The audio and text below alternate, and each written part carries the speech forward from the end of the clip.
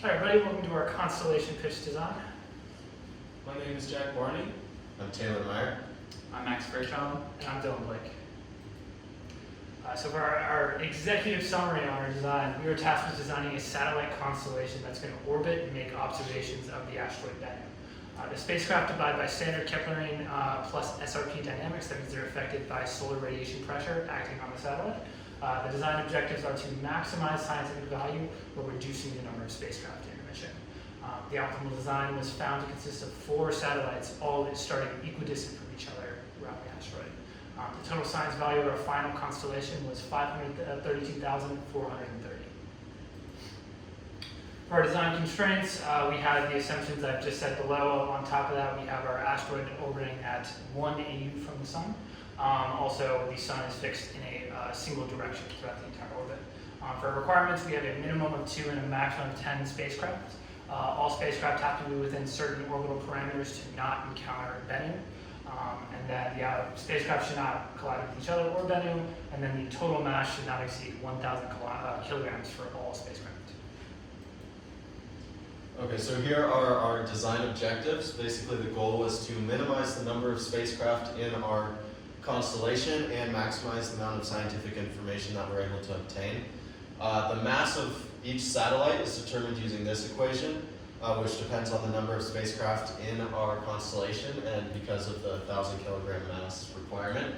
The area is also listed here. And then on this side, we can see the process for determining the amount of science information that we're obtaining, which depends on the ground resolution, the distance, age, and the frame of view.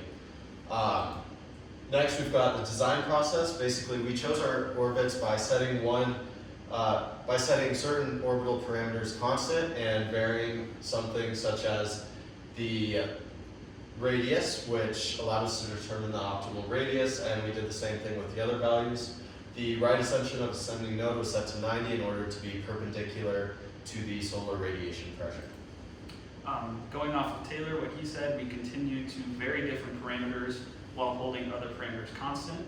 We did this for the number of spacecraft and landed on an optimal number of spacecraft of 4. After this, we took all of the best orbital parameters that we found and then did verification of this final constellation with our final JSV value being 532,230. And this orbital constellation that we ended up with also checked all the requirements. Again, our final solution had 4 spacecraft with the science value listed below. Each orbit was the same with a radius of apoapsis of 2 kilometers, radius of periapsis of 1.2 kilometers, and a semi-major axis of 1.6 kilometers. 2 of the satellites landed on the same inclination, one of them being 51.4 degrees and another one being 128.6 degrees, and all 4 of them had different arguments of periapsis to start, and the initial positions of each of those spacecraft is listed in that table.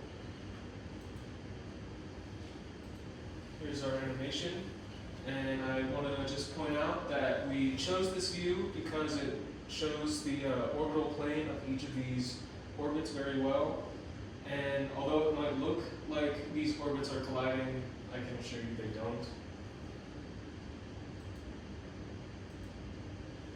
And in conclusion, so we had some issues with our computing power, so in order to solve this issue, we vectorized lots of our functions. And parameter optimization also proved difficult, so in order to optimize certain parameters, we had to make assumptions, such as for the number of spacecraft, they were tested all on the same orbit with the same orbital parameters in order to figure out which number of spacecraft would have the highest cost. And in order to improve this lab, we could create transfer orbits for the satellites orbiting around Bennu, and that could help to improve the science value. Or we could also add Bennu to a different inertial frame, such as orbiting around the sun. And lastly, we could account for the oblateness of Bennu when creating the ground track plots. Thank you for listening to our presentation.